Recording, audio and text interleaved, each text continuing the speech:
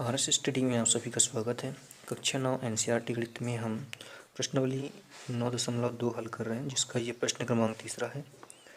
प्रश्न तीसरा कहता है कि पी और क्यू क्रमशः समांतर चतुर्भुज ए बी सी डी की भुजाओं डी सी और ए डी पर स्थित बिंदु है।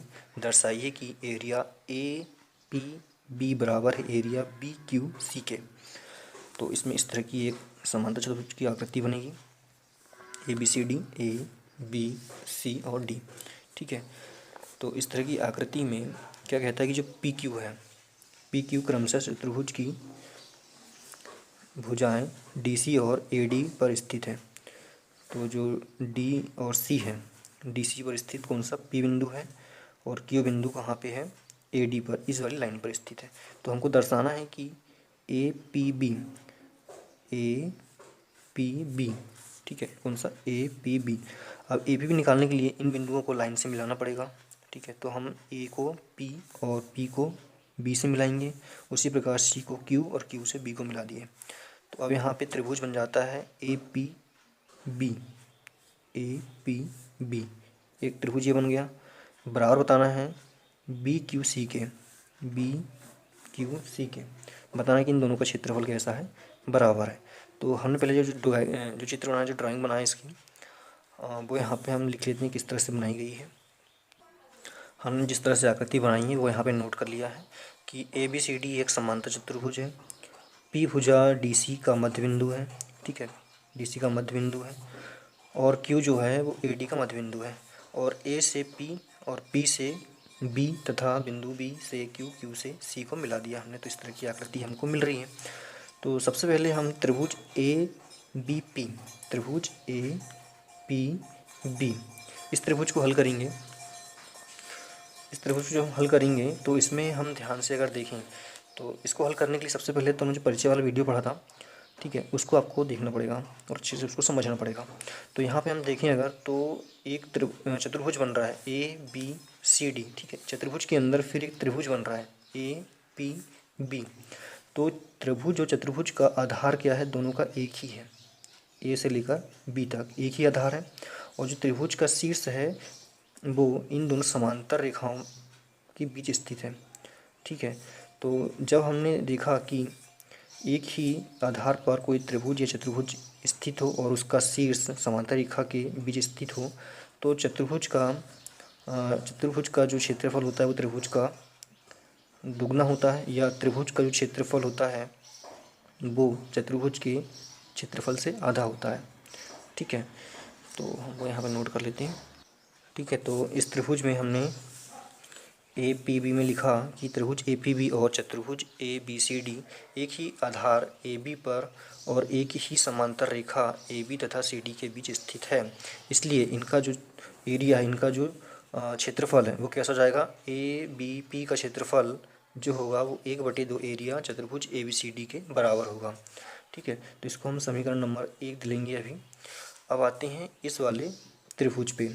ठीक है, सी क्यू बी में या बी क्यू सी में। तो यहाँ पे लिखेंगे चूंकि त्रिभुज बी क्यू सी जो है और ये चतुर्भुज बी सी डी ए, चतुर्भुज और त्रिभुज का दोनों का जो आधार है वो एक ही है। ठीक है, बी सी, और ये दोनों समांतर रेखा की समांतर चतुर्भुज, इसलिए सम्मुख भुजा भी इसकी समांतर होगी। तो ये वाली भुजा भी समांतर रेखा है इसके, और इसका जो शीर्ष है वो इस रेखा पर स्थित है। तो जैसी सिचुएशन इस वाले त्रिभुज में बनी थी वही यहाँ पे भी बन रही है। तो इसको हम लिख सकते हैं कि त्रिभुज बी क्यू सी और समांतर चतुर्भुज, ठीक है, ये वाला समांतर चतुर्भुज ए बी सी डी एक ही आधार, अब इनका आधार बदल जाएगा, क्या हो जाएगा, इनका आधार बी सी हो जाएगा, बी सी और एक ही समांतर रेखा, एक ही समांतर रेखा। अब इसकी समांतर रेखा यहाँ पे क्या हो जाएगी, बी सी और ए डी, AD और BC